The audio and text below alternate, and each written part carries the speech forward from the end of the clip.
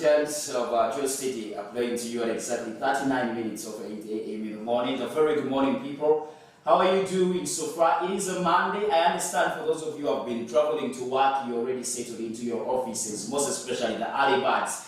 And although, for those who are still home stuck, trying to see how they can figure out a way of escaping traffic jam, you also definitely get there. But one thing I have to tell you, and you should actually be so much optimistic about this brand new week. Being that it is the last week of the month of October, you need to actually be so much optimistic about it, because as Uganda, we celebrate this particular month not only because of independence, but the entire month is being celebrated and dedicated to Uganda as a whole as well. But shout out to those that are getting us online on our YouTube channel where we're streaming live. We are also streaming live on our Facebook page, and that is Media Challenge Initiative. And of course, we are up and running as well on each and every single social media platform as well. So endeavor to catch all the conversations that go into happen here as well. Basically, one thing I'll definitely say, if at all you get the MCI Media Hub,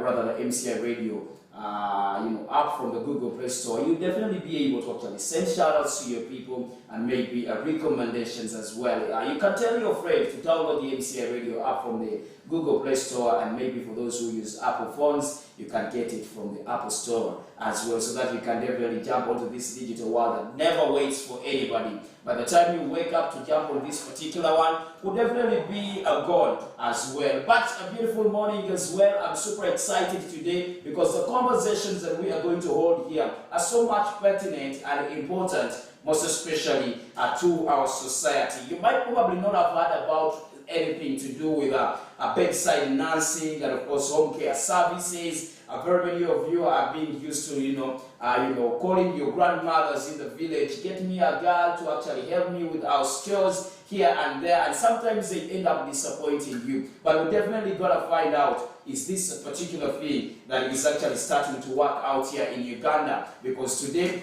I think I do have the right people to talk about this particular one. But before I introduce my guest today in studio, I'll definitely take you on a journey of our jumpstart, where we shake your brain and make sure that it is in a particular position to function on this beautiful day, as well as we get into our jumpstart at this beautiful morning as well. It can be hard to get your brain moving after a long sleep. Jumpstart your brain this morning. They seem easy but logically challenging. The jumpstart on the button, every piece in its position.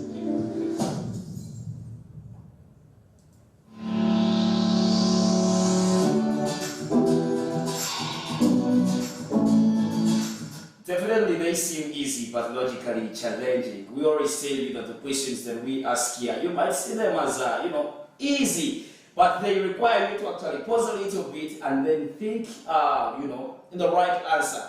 When I was still studying in my primary, I think it was primary 6, my English teacher used to tell me, Shaddai, never rush to answer a question, because most of the times I would actually read halfway a question. Before I actually finish it, I already have the answer and I end up messing up. But she told me always think through and read that question as many times as you can for you to be able to actually get the right answer. But even these particular questions that we ask here, you might actually rush to answer them.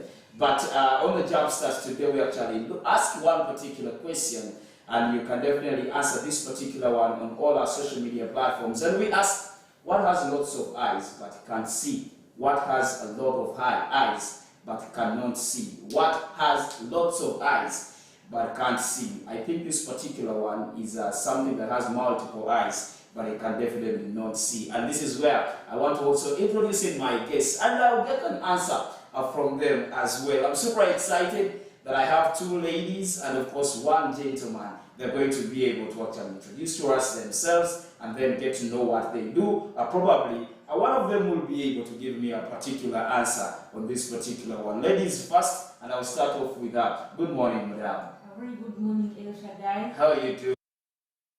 And good morning to our listeners. Yeah, we do have viewers and listeners. Those that are watching us on YouTube, They are watching us on Facebook as well. I would definitely want to understand, and maybe someone who is watching and listening will definitely know who is this beautiful lady speaking behind this microphone.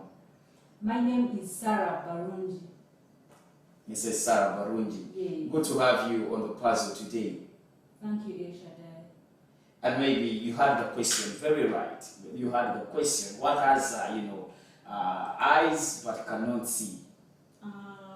Can I say a butterfly? A butterfly? I think you've convincingly failed this particular one, and I'll pass. You can definitely pass it to someone else. Vicky? Good morning, Vicky. Good morning, El Shaddai. How are you doing? I'm okay, how are you? It sounds like you are still so much cold. No, I'm not cold. Mm. Yeah, so let me try to answer that question. Mm. What has many eyes But cannot see? Let me tell you the answer. I also thought it's a butterfly. A butterfly can't see. It has eyes, but it can't see. What has lots of eyes, but it can't see lots of eyes? Like very many eyes. Yeah. I've never seen it even. I don't know. Anyway, let me get the last, a person in here. Good morning, sir. How are you doing? Good morning to you. Maybe for someone who's listening, for the very first time, they will definitely want to understand who is this gentleman. My name is Henry Cedric Mugone. Mm. Yes. Good morning, viewers, and good morning, listeners. You heard the question so well. And what has lots of eyes, but it can't definitely see? It's a beautiful morning and a tough question as well. You're trying to ask and consult Mr. Google. No. Perhaps I would think maybe an octopus. An octopus. No. Anyway, I can give you hints. Yes. I can give you hints. I think this is something edible. It is something, yeah, I will just stop there because I might end up speaking the answer. Learning is continuous, and I believe I'm going to learn today. Alright, the right question will definitely be revealed at the end of the show. Maybe we can definitely give this particular chance to our online listeners and those that are watching us. Just go into the comment section and tell us what has lots of eyes but it can't see as well. You can be part of the winners and, part of the lucky people. We always give out goodies here from the MCI Media Hub. You can definitely be part of those people. We only give chances to 2 people. The first 2 people to answer it correctly will definitely stand a chance to get some of the things that we give away here. Hampers and different other things as well. But surprisingly, this beautiful morning is one that is so much special because I do have Mrs. Sarah Barunji, Mrs. Vicky here, and Mr. Cedric Henry. They are here for a special reason. They actually here to actually make us understand how bedside nursing and home care services really work. Of course, in regards to what we definitely know or not know as well. It should be noted, I know very many people have not been open to the mind and maybe the reality that this is where the world is headed. Very many people struggle so much when it comes to I will call them their retirement ages. Because sometimes people stay lonely, people stay alone, people stay with a few people who can't be able to help them, and at the end of the day, there are certain people who are so much busy and they cannot render a service to their loved ones. And I really want to understand, how does this particular one work? So while the retirement community industry continues to grow, a majority of older adults still say they prefer to stay in their homes. They do not want to be taken to, let's say, retirement homes. They do not want to be taken to, hospitals and different other things. So while this decision is to stay in the existing house, may seem like the most economical option on the surface, actually maybe sometimes cost-effective, can quickly actually diminish if home care services are ever required. And this is why I really want to understand. First of all, Mr. Henry, when someone says home care services, what actually do they mean, or what is the story behind home care services? Basically, I would want to drag you back to bedside nurses first, to Maybe that's where we need to actually understand as well. Bedside nursing, is it something that really works here in Uganda? Or maybe abazungu nnyo? No, bedside nursing is actually not so much of the whites or the Europeans. It is a service that is embraced by each and everyone. That I'm sure that at one time everyone of us has a sick patient, has a sick relative, a sick friend, and this service suits in amicably for us. The only fear maybe comes in with people thinking it is an extra charge, an extra cost, especially when they are embedded with the treatment costs. But I would want to categorically put it that bedside nursing takes place in a range of clinical setups, such as hospitals, homes, or residential care facilities. And it is in one way or another a service that we all need by our fingertips. I really want to understand, before we get in there, very many people here in Uganda, we are so much traditional and we do not want to embrace some innovations that come along the way. And Mrs. Sarah, I really want to understand, how did you come up with this innovation to actually say, you know what, I think this is something that is needed? What sparked off your mind to say, I think this is something that we need to start and do, besides, besides various criticism and maybe how people adapt to this? Yeah, thank you, Shaddai. I myself, it was through experience. It was through experience. I had a patient who was my mother.